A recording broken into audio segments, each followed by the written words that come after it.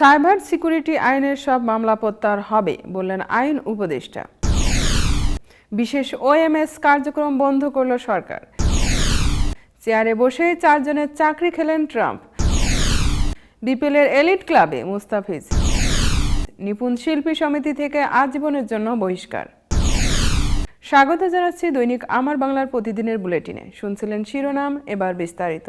Cyber security আইনের অধীনে সারা দেশে যত মামলা রয়েছে সব প্রত্যাহার করা হবে বলে জানিয়েছেন আইন উপদেষ্টা ডক্টর আসিফ নজরুল। মঙ্গলবার 21 জানুয়ারি আইন, বিচার ও সংসদ বিষয়ক মন্ত্রণালয়ের আয়োজিত সংবাদ সম্মেলনে এ কথা জানান তিনি। আসিফ নজরুল বলেন, আগামী 7 দিনের মধ্যে সব মামলা প্রত্যাহারের উদ্যোগ নেওয়া হবে। একই সঙ্গে সাইবার সিকিউরিটি আইন সংস্কারের উদ্যোগ নেওয়া হয়েছে। তথ্য প্রযুক্তি মন্ত্রণালয় নিয়ে কাজ করছে।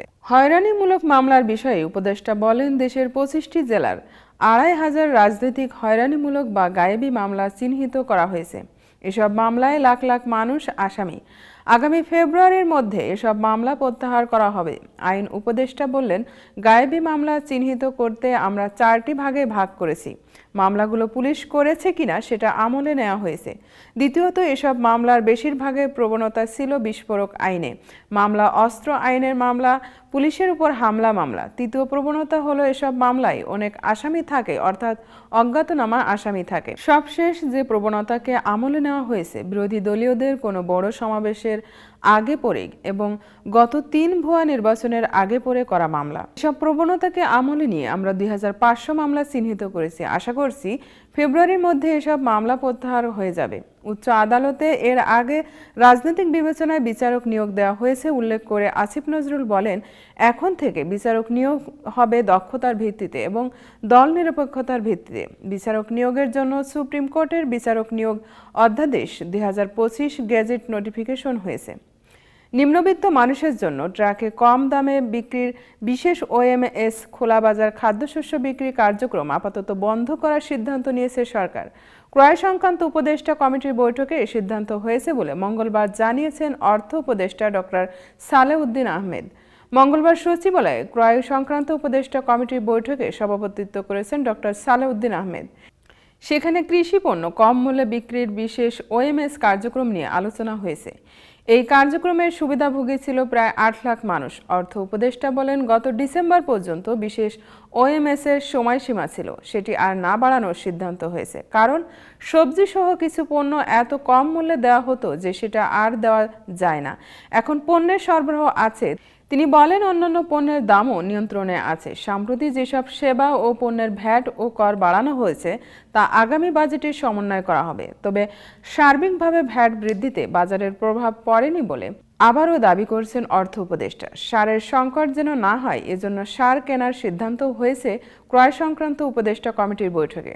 যুক্তরাষ্ট্রের সরকারের 4 জন জ্যেষ্ঠ কর্মকর্তাকে বরখাস্ত করেছেন নতুন মার্কিন প্রেসিডেন্ট ডোনাল্ড ট্রাম্প। গতকাল সোমবার যুক্তরাষ্ট্রের 47তম প্রেসিডেন্ট হিসাবে শপথ নেন ট্রাম্প। ক্ষমতা গ্রহণের প্রথম দিনেই ট্রাম্প তার পূর্বসূরি নিয়োগ দেওয়া এই 4 কর্মকর্তাকে বরখাস্ত করলেন। অভিষেকের পর ট্রাম্প তার ট্রুথ সোশ্যাল নামের সামাজিক যোগাযোগ মাধ্যমে দেওয়া প্রথম পোস্টে নিজেই এ তথ্য জানিয়েছেন। একই সঙ্গে তিনি হাজারো কর্মকর্তাকে বরখাস্তের হুমকি দিয়েছেন। ট্রাম্প তার পোস্টে লিখেছেন, আগের প্রশাসনের নিয়োগ দেওয়া 1000-এর বেশি ব্যক্তিকে চিহ্নিত ও অপসারণের লক্ষ্যে সক্রিয় প্রক্রিয়া চলমান। আমেরিকাকে আবার মহান করে তোলার বিষয়ে তার যে দৃষ্টিভঙ্গি তার সঙ্গে সঙ্গতিপূর্ণ নন এই ব্যক্তিরা। বরখাস্ত হওয়ার 4 ব্যক্তি হলেন মার্কিন প্রেসিডেন্টের খেলাধুলার স্বাস্থ্য, সবলতা ও পুষ্টি বিষয়ক পরিষদের হোসে আন্দ্রেস, জাতীয় অবকাঠামো উপদেষ্টা পরিষদের Mark Milley, Wilson Center for স্কলার্সের ব্রায়ান হুক ও রপ্তানি বিষয়ক পরিষদের কেইসা ল্যান্স বটমস। তাদের তৎক্ষণাৎ বরখাস্ত করা হয়েছে। ট্রাম্প তার পোস্টে লিখেছেন, এই ঘোষণা উল্লেখিত 4 জনের বরখাস্তের দাপ্তরিক নোটিশ হিসেবে গণ্য হবে। আরও অনেকের জন্য শীঘ্রই বরখাস্তের নোটিশ আসবে। নির্বাচনী প্রচারের সময় ট্রাম্প সরকারি ব্যয় সংকোচন, সরকারি দপ্তরের জনবল কমানোর অঙ্গীকার করেন। একই সঙ্গে তিনি সরকারি কাজে দক্ষতা বাড়ানোর প্রতিশ্রুতি দেন। তিনি তার এসব প্রতিশ্রুতি পূরণের লক্ষ্যে কিছু দপ্তর পুরোপুরি বন্ধ করার হুমকি দিয়ে রেখেছেন। কাজেই ট্রাম্পের দ্বিতীয় মেয়াদ শুরুর পর আগামী দিনগুলোতে যুক্তরাষ্ট্রের সরকারি দপ্তরগুলোতে অস্থির পরিস্থিতি দেখা যেতে পারে। ট্রাম্প সরকারি ব্যয় সংকোচনে নতুন একটি বিভাগ চালু করতে চলেছেন। এই বিভাগের দুই প্রধানের একজন হবেন মার্কিন প্রযুক্তি খাতের ধনকুবের ইলন মাস্ক। গতকাল যুক্তরাষ্ট্রের প্রেসিডেন্ট হিসেবে ট্রাম্পের দায়িত্ব নেওয়ার পর তিনি বেশ কিছু নির্বাহী আদেশে সই করেছেন।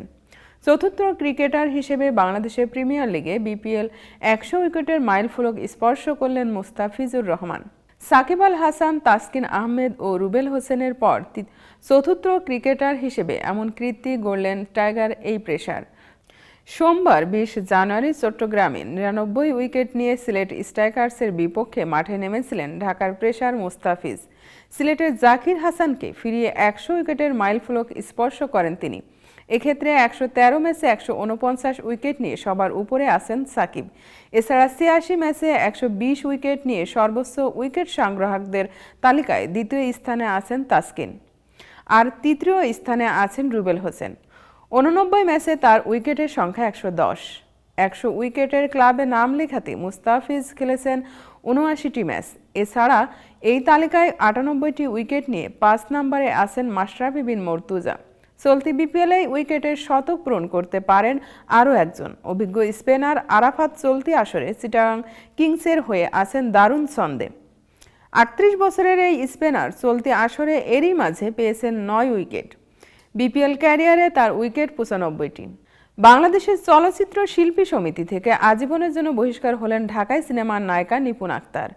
অনৈতিকভাবে সমিতির প্যাড ব্যবহার করে মনগড়া বিবৃতি প্রদান করার অভিযোগে রবিবার কার্যনির্বাহী পরিষদ মিটিংয়ে সর্বসম্মতিক্রমে এই সিদ্ধান্ত নেওয়া হয়েছে বলে জানা গেছে। বহিষ্কারের সত্যতা গণমাধ্যমের কাছে স্বীকার করেছেন শিল্পী সমিতির নেত্রী স্থানীয় একাধিক সূত্র। গত বছরের 16 জুলাই শিল্পী সমিতির প্যাড ব্যবহার করে কোটা বিরোধী আন্দোলন নিয়ে এক বিবৃতি প্রদান করেন নিপুণ আক্তার। সেখানে নিজেকে সাধারণ সম্পাদক সাবেক বলেই উল্লেখ করেন তিনি। শুধু তাই নয়, গত 16 জুলাই নিজের ফেসবুকে সেটি পোস্ট দেন। এ নিয়ে সে সময় ব্যাপক সমালোচনায় জড়ান তিনি।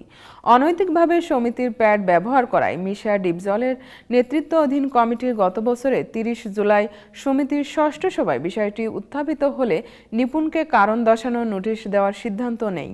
আওয়ামী লীগের প্রভাবশালী নেতা শেখ সেলিমের একান্ত কাছের মানুষ হওয়ায় কোনো চিঠি আমলে নেননি নিপুণ। তার আগে বর্তমান কমিটির সাধারণ সম্পাদক মনোয়ার হোসেন ডিপজলকে নিয়ে গণমাধ্যমে কুরুচিপূর্ণ মন্তব্য করায় অভিযোগ ওঠে অভিনেত্রীর বিরুদ্ধে। গঠনতন্ত্র পরিপন্থী কাজ করায় নিপুণকে নোটিশ দেয় কার্যনির্বাহী পরিষদ। এর আগে গত 10 জানুয়ারি সকালে সিলেট ওসমানী আন্তর্জাতিক বিমানবন্দর থেকে বাংলাদেশ বিমানের BG-201 ফ্লাইটে যুক্তরাজ্যের উদ্দেশ্যে পালিয়ে যাওয়ার চেষ্টা করা হলে তার পাসপোর্ট আপলোড করে দেয় ইমিগ্রেশন পুলিশ। নিপুণের নামে মামলা না থাকায় পরে জিজ্ঞাসাবাদ শেষে ছেড়ে দেওয়া হয়।